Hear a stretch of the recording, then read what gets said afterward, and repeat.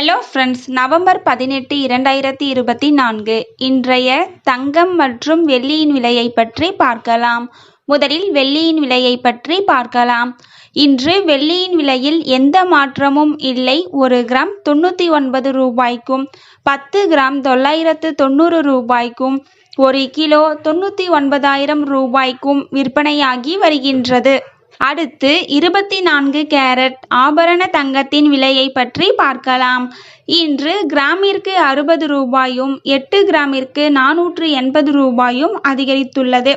அதன்படி இன்று 1 கிராம் 7,500 ரூபாய்க்கும் 8 கிராம் 60,000 ரூபாய்க்கும் 10 கிராம் 75,000 ரூபாய்க்கும் விற்பனையாகி வருகின்றது. அடுத்து 22 கேரட் ஆபரண தங்கத்தின் விலையை பற்றி பார்க்கலாம்.